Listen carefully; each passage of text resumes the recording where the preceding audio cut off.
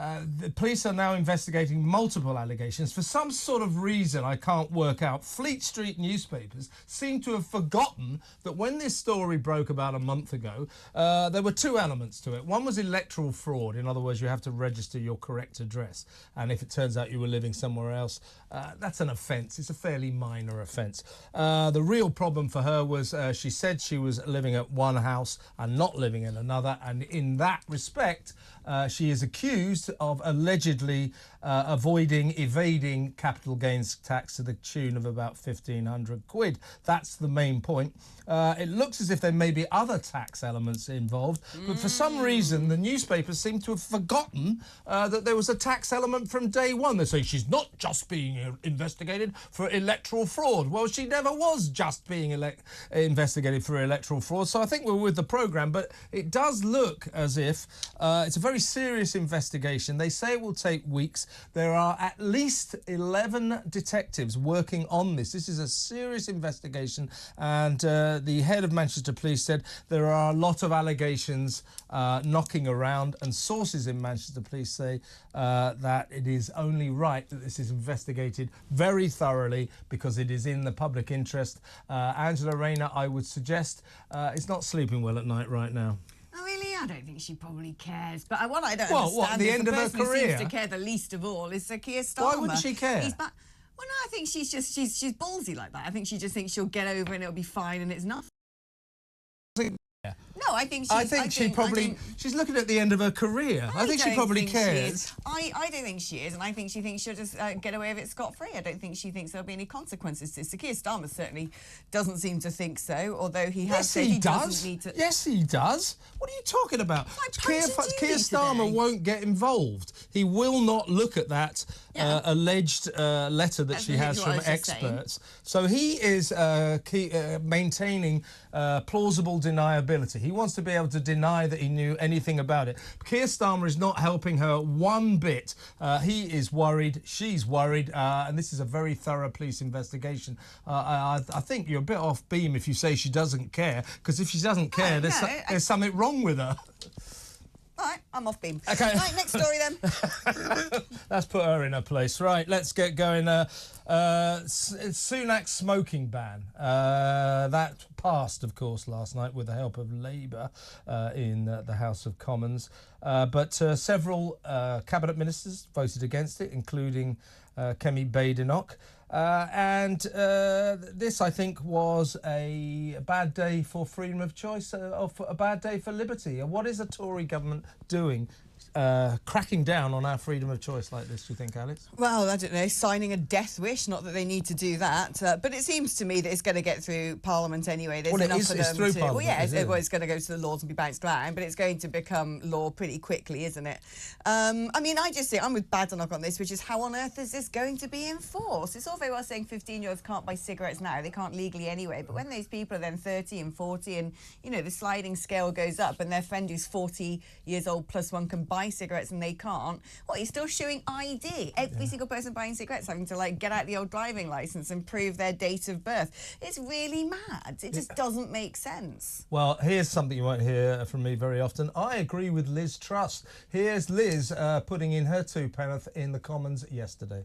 But the problem is, the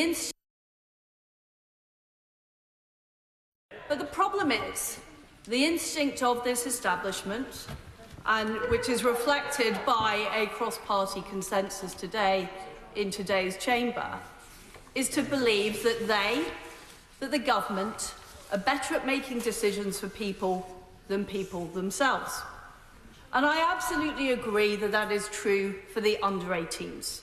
It is very important, until people have decision-making capability while they are growing up, that we protect them. But I think the whole idea that we can protect adults from themselves is hugely problematic.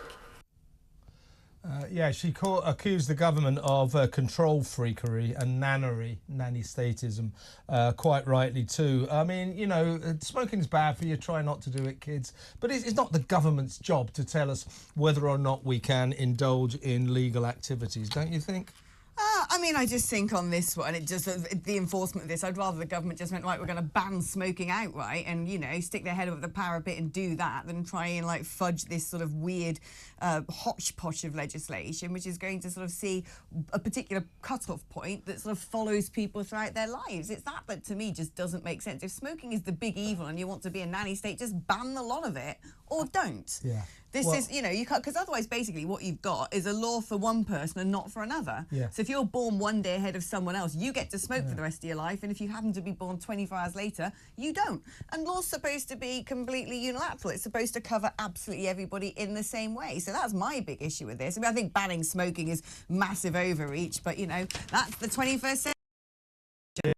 Overreach in all areas. Sunak thinks it's his legacy. He'll be remembered as the Prime Minister who turned Britain smoke-free. No, you won't, Rishi. You'll be remembered as the Prime Minister who put a rocket up the illegal cigarette industry's backside.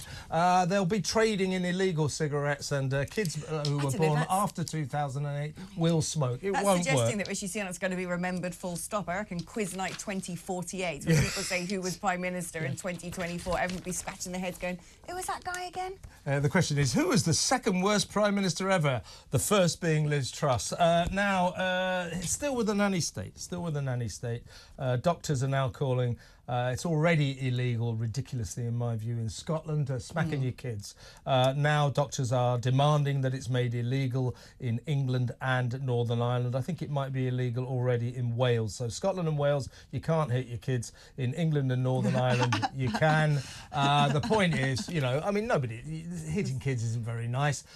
You know, I'm of a certain age, you might have noticed. I got hit almost every day by some kind of adult when I was a kid. My mother, my father, the local copper, teachers, the headmaster, all the time we were hit. If you're an advert for what turns, you know, yeah, what exactly. children who get smacked turn into. So we must ban smacking, otherwise everyone will turn out like me. That's what I'm worried about now. No, but I don't think teachers should smack kids or anything like that. But parents, surely. Yeah, it's nothing to do with the government. Well, there's legislation in place. You can't beat a child because that would cause them physical harm, and therefore you end up in a police station. Similarly, in school, corporal punishment has not existed in schools for a very long time. It's been banished from the education system. The thing is with this is if you've got a kid and it's, you know, being mad and running around a supermarket and about to snatch a, I don't know, kitchen knife off the shelf, and you go and grab them, reprimand them and give them a little whack because they're not listening, then someone else could report you to the cops. That to me seems utterly ridiculous. I think, you know, there's a big difference between physically beating up a child and really hurting a child and a quick tap, because children are a bit like pets, aren't they? Really they don't have their faculties, and legislation covers the protection of children already. That's a really good point. Going back to my tortured childhood, it wasn't torture, it was a very happy childhood.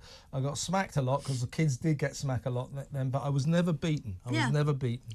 I was just smacked and reprimanded, and a lot of parents have said, look, if my kid is running towards the M4 motorway and I'm trying to persuade my kid not to do such things, a little tap on the back of the legs will emphasise your point. All these millennials who got sat on the naughty step by Super Nanny, look what they've turned into. Snowflakes, the lot of them. Yeah. I mean, again, get out of our lives. Stop bringing in laws. When the doctors run the country, they've gone mad since COVID, haven't they? They're just all over it, everything. Freedom for the individual over the state. It's as simple as that.